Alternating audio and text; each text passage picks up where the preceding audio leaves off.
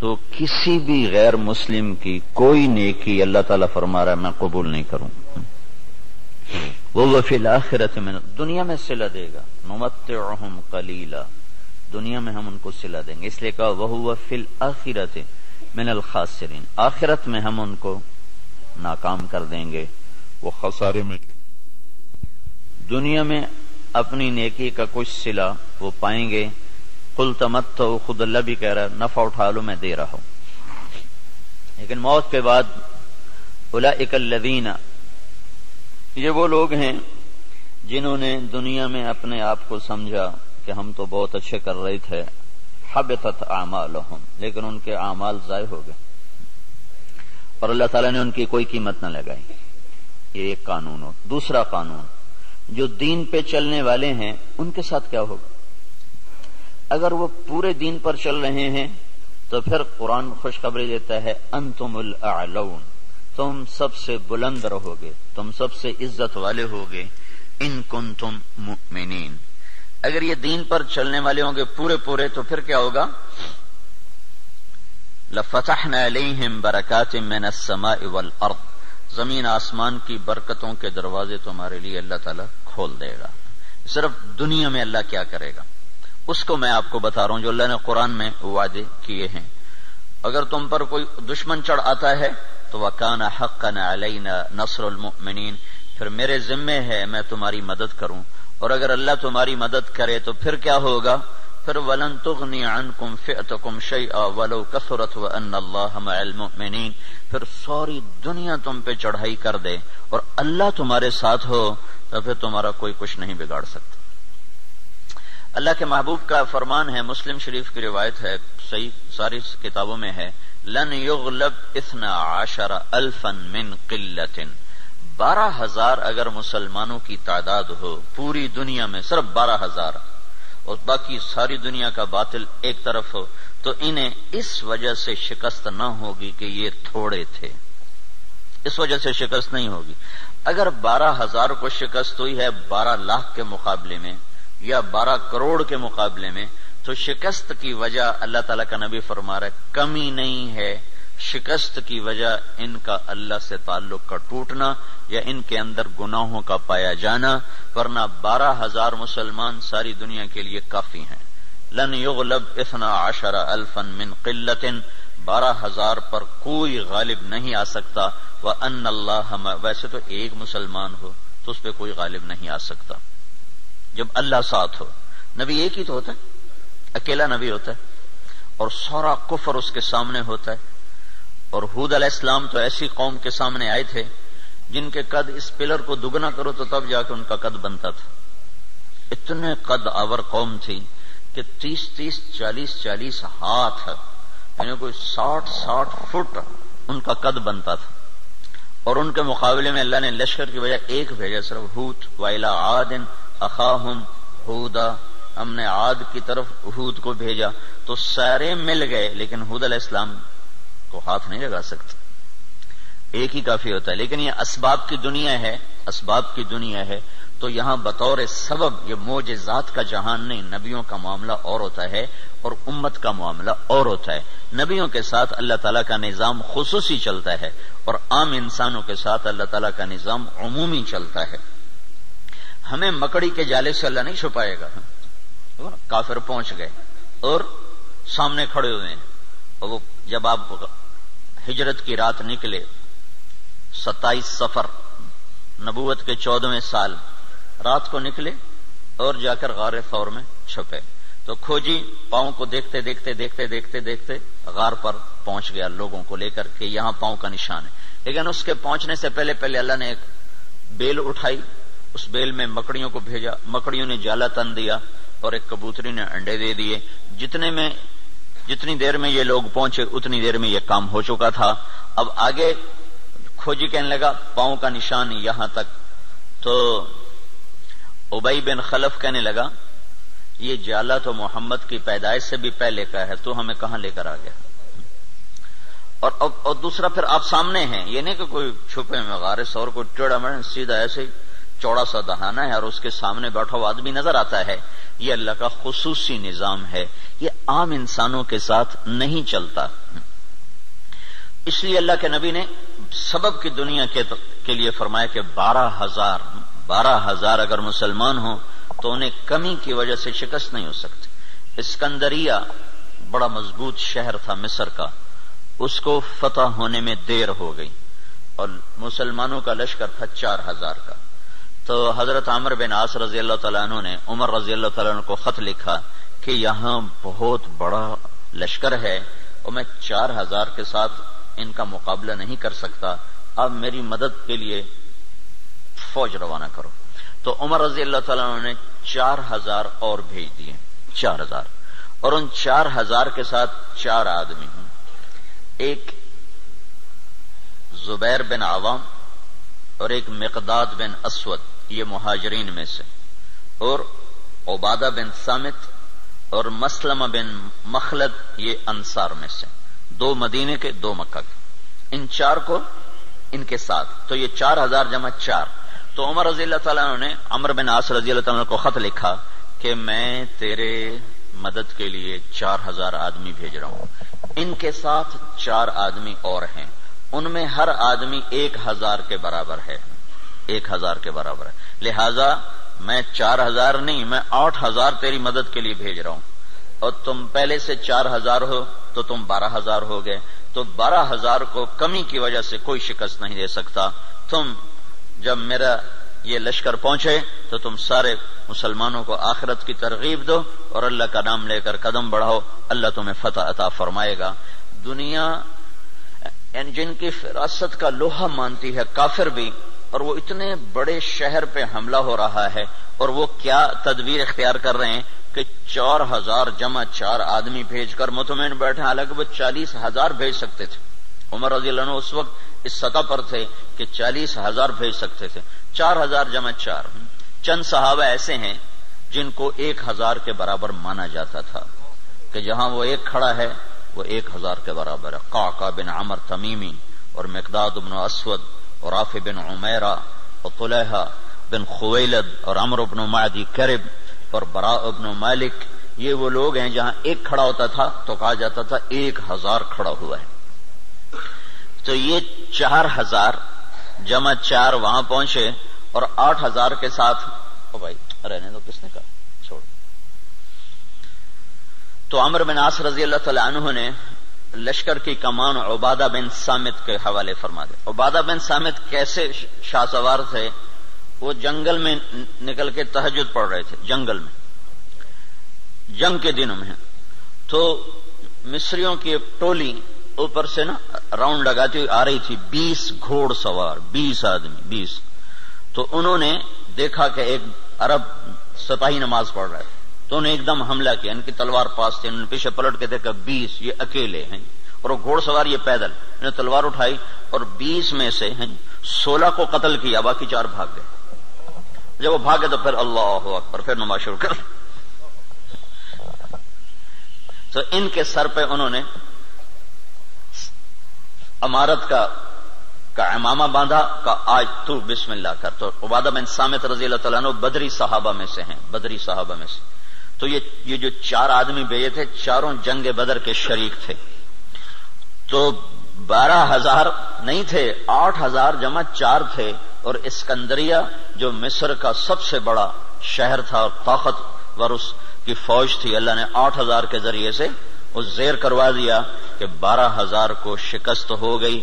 تو سمجھو کہ کمی کی وجہ سے نہیں، کوئی اور ہے. اب تو 1 ارب مسلمان ہیں، 1 ارب مسلمان ہیں، اور ذلت چھائی ہوئی ہے. اور اس سے عجب بات یہ ہے کہ دنیا کی سب سے طاقتور چیز اس وقت تیل ہے. تیل کے ساتھ پہیہ گھومتا ہے، تیل کے ساتھ جہاز اڑتا ہے، بم گرانے کے لیے اسے تیل چاہیے. ساری دنیا کا 70% تیل اللہ نے مسلمانوں کی زمین کے نیچے رکھا ہوا ہے. دنیا میں جتنا تیل ڈھونڈا جا چکا ہے اس کا 70% اللہ تعالیٰ نے عربوں کو دے دیا ہے، مسلمانوں کو دے دیا ہے. ٹوٹل 30% ساری دنیا میں اور 70% مسلمانوں کی زمین میں. اور پھر ذلت. تو میں یہ بتا رہا تھا کہ اگر ہم پورے مسلمان ہیں تو پھر اللہ کا قانون کیا ہے؟ انتم الاعلون ان کنتم مؤمنین. تم سے اونچا کوئی جا نہیں سکتا. وَلِلَّهِ الْعِزَّةُ وَلِرَسُولِهِ وَلِلْمُؤْمِنِينَ، عزت صرف تمہیں ملے گی، کافر کو ذلت ملے گی. لَفَتَحْنَا عَلَيْهِمْ بَرَكَاتٍ مِّنَ السَّمَاءِ وَالْأَرْضِ، زمین آسمان کی برکتوں کے میں دروازے کھول دوں گا، اور تمہاری زمین کا ذرہ ذرہ وہ برکت بنے گا، آسمان کا قطرہ قطرہ وہ برکت بنے گا.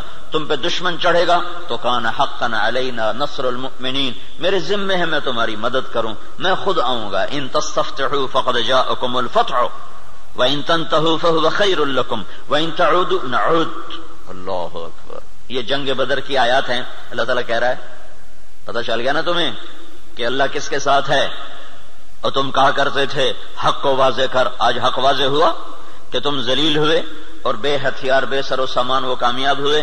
اب جاؤ اور بس کر دو تو تمہارے لیے اچھی بات ہے. اگر تم لوٹو گے تو میں لوٹوں گا. ان تعودوا نعود، اگر تم آؤ گے تو میں آؤں گا. تو پر اللہ کے ساتھ کون لڑے؟ جب ہرمزان تستر ایک جگہ تھی ایران کی کا ایک صوبہ تھا تستر، وہ 1 سال کے بعد فتح ہوا تھا. اس پر اتنی لمبی جنگ چلی کہ 1 سال، ایک قلعہ 1 سال لے گیا تھا. تو اس کے سردار ہرمزان پکڑا گیا، زندہ پکڑا گیا. تو عمر رضی اللہ عنہ نے فرمایا کہ اسے مدینے بھیجو. جب وہ مدینے پہنچا تو عمر رضی اللہ عنہ نے پوچھا بھائی کیا حال ہے؟ کہنے لگا کیا پوچھتے ہو؟ جب ہمارا تمہارا مقابلہ تھا تو ہم تمہیں اپنے جوتے کی نوک پہ نہیں لکھتے تھے. جب تم نے اللہ کو ہمارے سامنے کھڑا کر دیا تو اب اللہ سے کون لڑے؟ یہ ایک مجوسی ایرانی سردار کی بات تھی. جب اللہ کو سامنے کھڑا کر دیا تو اب اللہ سے کون لڑے؟ پھر وہ ایمان لایا، کلمہ پڑھا. حضرت عمر کے بڑے اچھے ساتھیوں میں وہ شمار ہوتے رہے رحمت اللہ علیہ. تو اگر پورا دین ہے تو پھر اللہ یہ قانون بتا رہا ہے. اگر ادھورا دین ہے پھر کیا ہوگا؟ پھر وہی ہوگا جو ہو رہا ہے. لیکن میں قرآن سے بھی بتاؤں گا کہ کیا ہوگا. ہوگا تو وہی جو ہم دیکھ رہے ہیں. لیکن اللہ کا قرآن بھی اس کی طرف نشاندہی کرتا ہے، بتلاتا ہے کہ اگر تم ادھورے چلو گے، پورے نہیں چلو گے. دیکھو نا 33 نمبر لے کر بھی تو آدمی پاس ہوتا ہے، لیکن کوئی اس کو جاب دیتا ہے، کوئی نوکری دیتا ہے. کہا جی کون سے ڈویژن ہے؟ کہا جی 3rd ڈویژن کا. جا جتی چاہتے ہونے نکل جا. 1st ڈویژن والے کو لوگ دیکھتے ہیں کہ ہاں بھائی کتنے نمبر لیے تھے آپ نے، کتنا ایکسپیرینس ہے آپ کا. تو ہم 33 نمبر والے مسلمان ہیں. تو اللہ سے ہم مانگتے ہیں 100 نمبر والا معاملہ. تو اب اللہ تعالیٰ کا قرآن بتاتا ہے، کیا کہتا ہے؟ وَلَنُذِيقَنَّهُمْ مِنَ الْعَذَابِ الْأَدْنَى دُونَ الْعَذَابِ الْأَكْبَرِ لَعَلَّهُمْ يَرْجِعُونَ. جب تم ادھورے چلو گے نا، کبھی نماز پڑھی کبھی چھوڑ دی، کبھی روزہ رکھا کبھی چھوڑ دیا، کبھی حلال کھایا کبھی حرام کھایا، کبھی جھوٹ بولا کبھی سچ بولا، کبھی سود پہ چلے کبھی حلال پہ چلے. جب تم یہ سارا گڑبڑ کر دو گے تو پھر میں کیا کروں گا؟ وَلَنُذِيقَنَّهُمْ مِنَ الْعَذَابِ الْأَدْنَى، میں تمہیں چھوٹے چھوٹے عذاب دوں گا. دون العذاب الاکبر، بڑا عذاب نہیں دوں گا. بڑا عذاب کیا ہے؟ قرآن کی دوسری آیت فَيُعَذِّبُهُ اللَّهُ الْعَذَابَ الْأَكْبَرَ يَصْلَى النَّارَ الْكُبْرَى. جہنم کی آگ، دوزخ کی آگ، یہ بڑا عذاب ہے اور یہ خوفناک عذاب ہے. اس سے توبہ توبہ. اوہو انہا لغا، بھڑکتی ہے. نزاعۃ للشوا، کھال کھینچ دیتی ہے.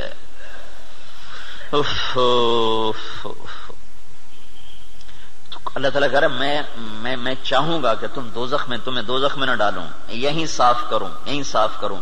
پھر بھی گناہ رہ گئے تو پھر جہنم میں جائے گا. پھر بھی اگر رہ گئے تو جہنم میں جائے گا. جب کوئی آدمی فرض نماز چھوڑ دیتا ہے اور پھر وہ توبہ نہیں کرتا، چھوڑی جاتا ہے تو اس کے نام کا ایک دروازہ جہنم میں کھول دیا جاتا ہے. اسے اس دروازے میں سے گزرنا پڑے گا چاہے ایمان پہ خاتمہ ہو. اللہ تعالیٰ کے نبی جب معراج پر گئے تو ایک جگہ دیکھا لوگ الٹے لٹکے ہوئے نا، تو ان کو نیچے سے آگ جلا رہی، ان کے پاؤں بندھے ہوئے رسے سے اور ان کو نیچے آگ جلا رہی. تو آپ نے پوچھا یہ کون لوگ ہیں؟ کہا جو روزہ نہیں رکھتے تھے. تو روزہ نہ رکھنا یہ تو مسلمان کے لیے، کافر سے تو روزہ مطلوب نہیں. ایک جگہ آپ نے دیکھا ایک آدمی لیٹا ہوا ہے تو ایک فرشتے کے ہاتھ میں پتھر ہے بہت بڑا، اس کے سر کے اوپر مارتا ہے، اس کا سر کیما ہو جاتا ہے. پتھر دور جا گرتا ہے، وہ پتھر اٹھانے جاتا ہے، واپس آنے تک اس کا سر ٹھیک ہو جاتا ہے، وہ پھر اس کے سر پہ پتھر مار، وہ پھر قیمہ قیمہ ہو جاتا ہے۔ تو آپ نے پوچھا یہ کون ہے؟ کہ یہ وہ جو عشاء کی نماز پڑھے بغیر سو جاتا تھا، جو عشاء پڑھے بغیر۔ اور لاکھوں کروڑوں مسلمان ایک نماز بھی نہیں پڑھتے، عشاء کی کیا بات ہے، ایک بھی نہیں پڑھتے۔ تو بڑا عذاب آگے کا ہے، بہت خوفناک ہے، بہت خوفناک ہے۔ آگے آپ گئے تو آپ نے دیکھا ایک آدمی کا پیٹ ہے جیسے گنبد ہوتا ہے، گنبد کی طرح بڑا پیٹ ہے، اس پیٹ کے اندر سانپ گھسے ہوئے ہیں اندر، اور اس کو اندر سے ڈس رہے ہیں، اس کی چیخ و پکار ہے۔ تو آپ نے کہا یہ کون ہے؟ کہ یہ سود کھانے والے۔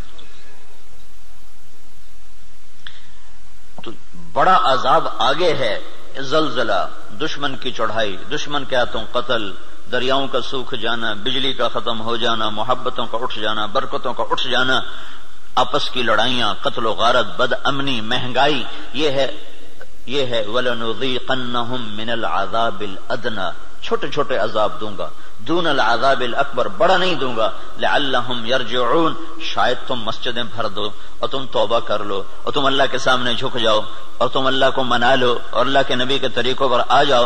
تو ما یفعل اللہ بعذابکم ان شکرتم وآمنتم وکان اللہ شاکرا علیما۔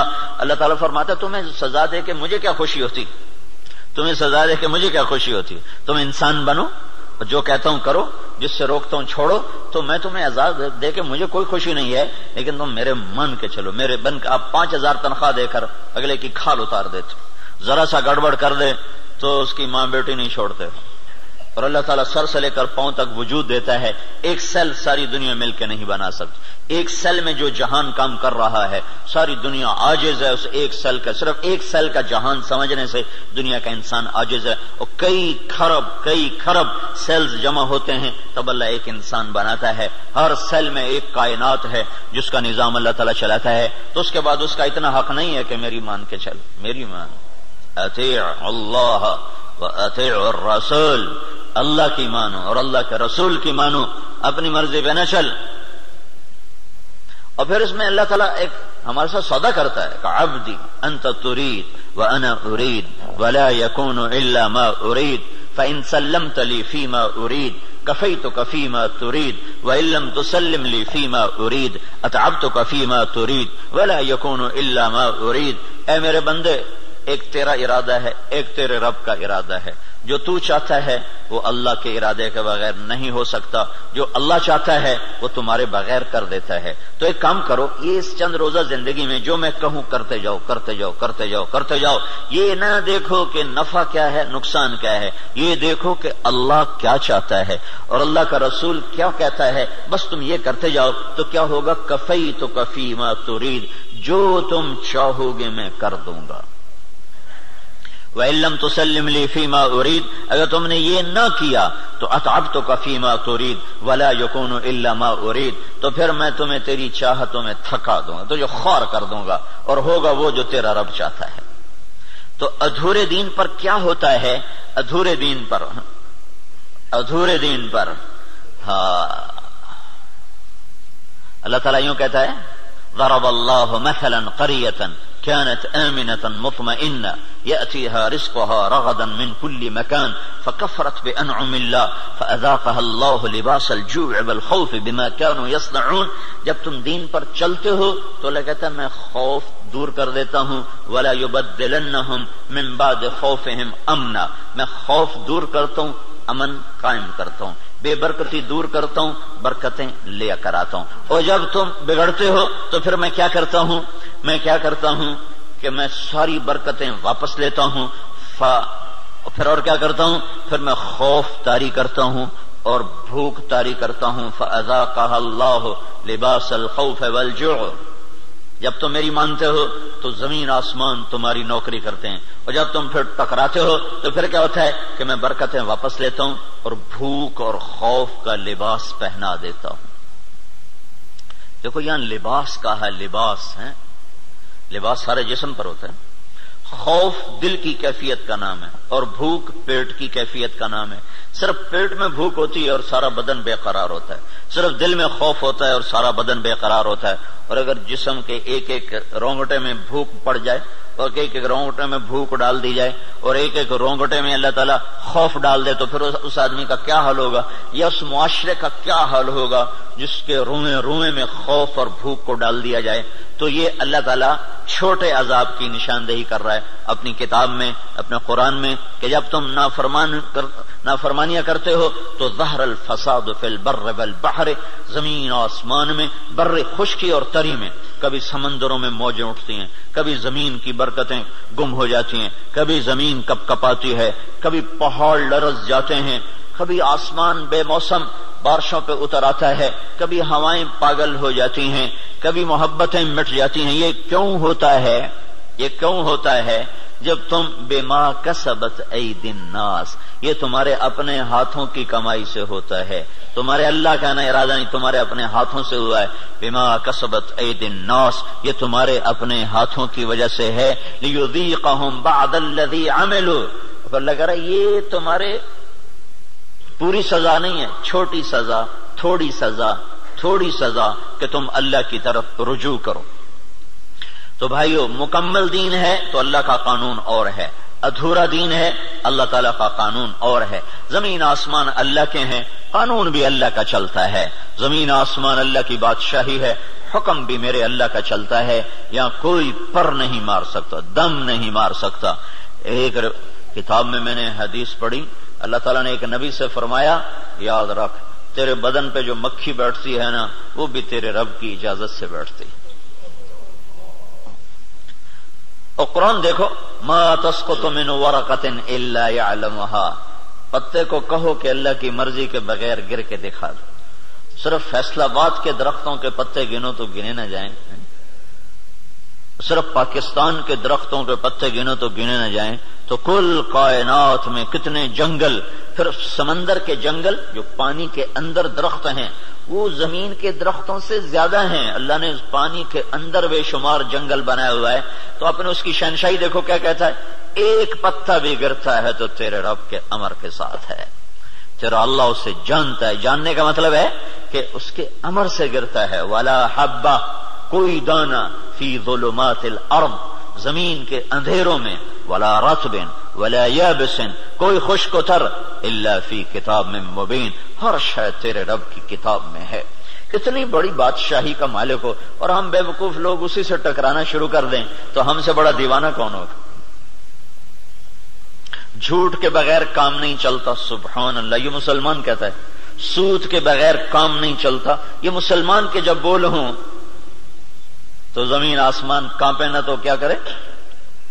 الا لعنت اللہ علی الکاذبین، اللہ نے کہا غور سے سنو، جھوٹوں پہ اللہ کی لعنت۔ اور یہ سب تاجر کہتے ہیں جھوٹ کے بغیر کام نہیں چلتا۔ ایک تاجر نے نا، اچھا بڑا تاجر تھا، وہ 3 دن لگائے داڑھی رکھ لی چھوٹی چھوٹی، مجھے بڑی خوشی ہوئی۔ کچھ دن بعد ملاقات ہوئی تو شیو کیا ہوا، میں نے کہا یہ کیا کیا؟ کہنے لگا جو سارا دن جھوٹ بولنا پڑتا تو میں نے شیو کرا دیا۔ میں نے کہا اللہ کے بندے، کوئی داڑھی کی وجہ سے جھوٹ حرام ہے؟ جھوٹ تو کلمے کی وجہ سے حرام ہے۔ اب تو نے 2 گناہ شروع کر دیے، داڑھی بھی منڈائی، جھوٹ بھی بولا، تو اب داڑھی منڈانے سے جھوٹ حلال ہو گیا۔ جھوٹ کا حرام ہونا داڑھی کے ساتھ نہیں ہے، جھوٹ کا حرام ہونا کلمے کے ساتھ، کہ تو کلمہ پڑھ کے جھوٹ، تو یہ کیوں کہتا ہے کہ داڑھی رکھ کے جھوٹ بولوں مجھے شرم آتی ہے؟ تو یہ کہ کلمہ پڑھ کے جھوٹ بولوں مجھے شرم آتی ہے۔ کلمہ پڑھنے کے بعد جھوٹ بولنا بے حیائی ہے، نہ کہ داڑھی رکھنے کے بعد۔ داڑھی تو سکھوں نے بھی رکھی ہوئی۔ یہ میرے اللہ کے نبی کا امر ہے، حکم ہے، یہ اور حکم ہے، وہ اور حکم ہے۔ ایک کی وجہ سے دوسرا چھوڑ دوں، ایک کی وجہ سے دوسرا چھوڑ دوں، یہ کہاں کی نادانی ہے؟ تو اس کو بات سمجھ میں اس نے پھر رکھ لی۔ تو اب جب تاجر کہے جھوٹ کے بغیر کام نہیں چلتا، سود کے بغیر تجارت نہیں چلتی، اور اللہ کہے لعنت اللہ علی الکاذبین، جھوٹوں پہ اللہ کی لعنت، اور اللہ تعالیٰ کہے فاذنوا بحرب من اللہ ورسولہ، یا سود چھوڑ دو یا اللہ اس کے رسول سے جنگ لڑنے کے لیے تیار ہو جاؤ۔ ہماری تو جنگ اللہ، امریکہ سے تھوڑی ہماری جنگ ہے، یا ہندوستان سے تھوڑی ہماری جنگ ہے، یا اسرائیل سے ہماری جنگ، تو ہماری تو اللہ سے جنگ ہوئی پڑی، اللہ ہمارے خلاف جنگ کر رہا ہے۔ اصل تو مقابل میں اللہ آیا ہوا ہے، اللہ اس کا رسول آیا ہوا ہے۔ صرف اللہ اکیلا نہیں ہے، یعنی ایسا اعلان اللہ نے کسی جگہ کیا ہی نہیں. تو کتنی بے غیرتی ہے کفر. دنیا کا سب سے بڑا گناہ ہے کفر. دنیا کا سب سے بڑا جرم ہے شرک اور کفر، کہ شہنشاہ اعظم خلاق علیم کو نہ ماننا، یا ماننا تو اس کا شریک ماننا. اللہ تعالیٰ نے اس کے لیے نہیں کہا کہ میں تیرے خلاف لڑائی کروں گا. ان کو دھمکیاں دیا جہنم میں ڈالوں گا، آگ میں ڈال دوں گا، تباہ کر دوں گا. لیکن سود کھانے والا 5 وقت کا نمازی بھی ہے تو اللہ کہتا تیار ہو جا، تیری میری جنگ ہے. اور صرف میری نہیں، میرا رسول بھی تیرے ساتھ جنگ کرے گا. میں بھی کروں گا، میرا رسول بھی کرے گا. تو بڑا جگر ہے لوگوں کا جو اتنے بڑے اعلان کے بعد، اتنے بڑے اعلان کے بعد کہیں جی سود کے بغیر تو پھر کام نہیں چلتے. تو یہ جب دین ادھورا ہوتا ہے تو پھر کیا ہوتا ہے، یہ سارا میں آپ کو قرآن پاک سے بتا رہا ہوں.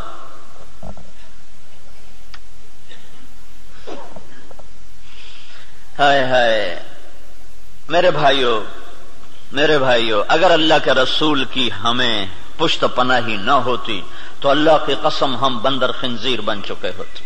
دعا دو اس مدینے والے کو جو اتنا رویا ہے. کوئی نبی اتنا نہیں رویا کہ اللہ کو جبریل بھیجنا پڑے کہ بس کر اتنا نہ رو. کوئی نبی اتنا نہیں رویا ہے. اور تمہارا نبی اتنا رویا ہے کہ ایک دفعہ نہیں سینکڑوں دفعہ جبریل آیا ہے، یا رسول اللہ کہہ رہا ہے اتنا نہ رو.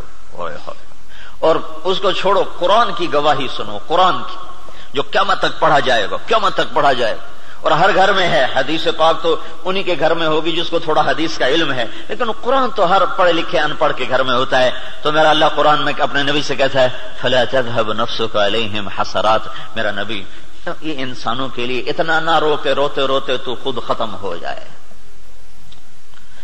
یہ اگر ان کے آنسو نہ ہوتے اور ان کی دعائیں نہ ہوتی اور ان کا رونا دھونا نہ ہوتا تو اللہ ہم پر بھی ایسے ہی رندہ چلاتا جیسے پہلی قوموں پہ رندہ چلا کہ بندر بنا دو، خنزیر بنا دو، پتھروں سے دبا دو، پانیوں سے بہا دو، ہواؤں سے اڑا دو. کر دیتا. اللہ کی ہم سے کیا رشتہ داری، کیا تعلق.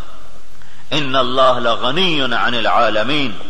اللہ کہ میں سب سے بے نیاز، سب سے غنی. سب سے پہلا رسول نوح علیہ الصلوۃ والسلام، اور 5 بڑے رسولوں میں ایک نوح علیہ السلام، ابراہیم علیہ السلام، موسیٰ علیہ السلام، عیسیٰ علیہ السلام، محمد صلی اللہ علیہ وسلم. 5 بڑے رسولوں میں 1,24,000 نبی اور رسول، 313 رسول. پھر 313 میں 5 سب سے اعلی نمبر، ان میں سب سے بڑے محمد الرسول اللہ صلی اللہ تعالی علیہ وسلم ہیں. تو اللہ تعالیٰ نوح علیہ السلام سے اللہ نے کہہ دیا انی اعظک ان تکون من الجاہلین. اللہ اکبر، اللہ اکبر. نوح دوبارہ سفارش کی تو نبوت جا سکتی ہے. اللہ اکبر. حالانکہ اللہ نے لینی نہیں تھی، لیکن اللہ نے اپنی بے نیازی دکھائی ہے کہ میں نے تمہیں کہا تھا کافر کے لیے دعا نہ کرنا، کافر کے لیے دعا نہ کرنا. اور یہ کافر ہے. انہ لیس من اہلک انہ عمل غیر صالح فلا تسألنی ما لیس لک بہ علم انی اعظک ان تکون من الجاہلین. اس لیے تو نوح علیہ السلام قیامت کے دن کہیں گے میں نہیں آج سفارش کر سکتا، میں نے اپنے بچے کے لیے دعا مانگی تھی. اور نوح علیہ السلام کو پتہ نہیں تھا کہ یہ کافر ہے. اگر پتہ ہوتا تو کبھی نہ مانگتے. اس لیے انہوں نے کہا لا تکن من الکافرین. اگر پتہ ہوتا تو کہتے لا تکن من الکافرین. انہیں پتہ نہیں تھا، وہ منافق تھا. کہا لا تکن مع الکافرین. مع اور من، مع کا مطلب تھا کہ تو مسلمان ہے تو کافروں کے ساتھ کیوں جا رہا ہے. ان کو معلوم نہیں تو اس نے اپنا کفر چھپائے رکھا. اگر معلوم ہوتا تو پھر کہتے لا تکن من الکافرین، کافروں میں سے مت ہو. کہا نوح دوبارہ بات نہیں کرنی ہے، دوبارہ نہیں بات کرنی ہے. تو اللہ تو اتنا بے نیاز ہے، تو ہماری کیا حیثیت. یہ تو اس سے محمد مصطفیٰ سے اللہ نے پیار ہی ایسا کیا ہے کہ اس کے طفیل ہم بھی نبھ گئے. اور ہماری بھی لاٹری نکل آئی کہ اللہ نے ہمیں حضرت محمد صلی اللہ تعالی علیہ وسلم کا امتی بنا دیا، اور ان کی دعائیں بیچ میں حائل ہو گئیں. یا رب امتی امتی، یا رب امتی امتی، کہ آخر ایک رات آپ رو رہے ہیں اور کہہ رہے ہیں یا اللہ ابراہیم علیہ السلام نے کہا تھا فَإِنَّهُ مِنِّي ومن عصانی فإنک غفور الرحیم. یا اللہ جو میرے، یہ آپ نے بات دہرائی قرآن کی آیت، پھر کہا یا اللہ عیسیٰ علیہ السلام نے تجھ سے کہا تھا ان تعذبہم فإنہم عبادک وإن تغفر لہم فإنک انت العزیز الحکیم. اے میرے رب تو انہیں معاف کر دے، تو مہربان ہے، تو انہیں پکڑ لے تو رب ہے، عذاب دینا تجھے حق ہے، معاف کرنا بھی تیری رحمت ہے، تیری مرضی ہے. دونوں نبیوں نے کہا تیری مرضی. یا اللہ یا اللہ، نہ میں ابراہیم کی کہتا ہوں نہ میں عیسیٰ کی کہتا ہوں، میں تو اپنی کہتا ہوں یا رب امتی امتی یا رب امتی امتی یا رب امتی. تیار کردہ مواعظ اسلامیہ کیسٹ سینٹر بیرون تبلیغی مرکز ابدالی روڈ ملتان 24 گھنٹے رابطے کے لیے 0301 74 60 371 پر رابطہ کریں. ابراہیم کی کہتا ہوں نہ میں عیسیٰ کی کہتا ہوں، میں تو اپنی کہتا ہوں یا رب امتی امتی یا رب امتی امتی یا رب امتی امتی. یا اللہ میری امت کو معاف کر دے، یا اللہ میری امت کو معاف کر دے، یا اللہ نہیں کرنا پھر بھی کر دے. اور اتنا روئے کہ پھر جبریل کو آنا پڑا. یا رسول اللہ، اللہ تعالیٰ پوچھ رہے ہیں آپ کیوں رو رہے ہیں؟ کہا جبریل مجھے میری امت رلا رہی. تو پھر اللہ تعالیٰ نے پیغام بھیجا سنردیک فی امتک، میں تجھے تیری امت کے بارے میں خوش کر دوں گا. یہ دعائیں بیچ میں حائل ہیں، ورنہ اللہ کو کیا پرواہ ہے.